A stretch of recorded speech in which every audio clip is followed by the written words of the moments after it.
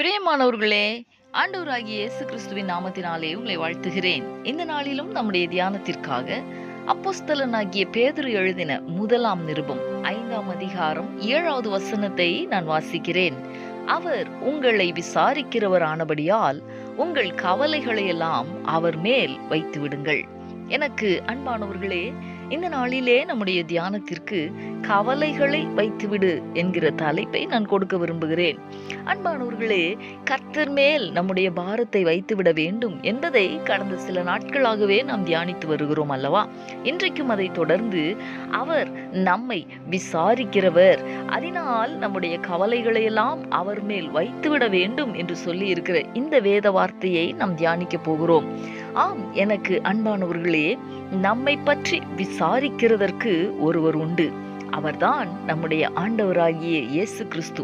ஆம், அவர் உங்களை விசாரிக்கிறவர் மட்டுமல்ல, விசாரித்து நம்முடைய தேவைகளை பூர்த்தி செய்கிறவரும் அவர்தான். ஒரு தகப்பனோ தாயோ நண்பர்களோ உறவினர்களோ உங்களை விசாரிக்கிறதற்கு மறந்தாலும் அவர் உங்களை விசாரிக்கிறதற்கு மறக்கிறவர் அல்ல. உங்கள் மேல் அதிக அக்கறையும் அன்பும் கரிசனையும் அவருக்கு உண்டு. ஏன் தெரியுமா? 139ஆம் சங்கீதம் 16வது வசனத்தில் எழுதியிருக்கிறபடி, தாயின் வயிற்றிலே நாம் கருவாக உருவாகும் முன்பதாகவே அவருடைய கண்கள் நம்முடைய கருவை கண்டது.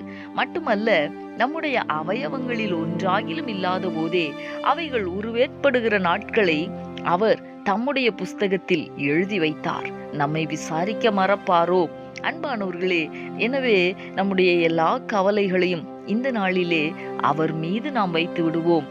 அவர் நம்மை விசாரிக்கிற நல்ல தகப்பன். நாம் ஜெபிக்கலாமா?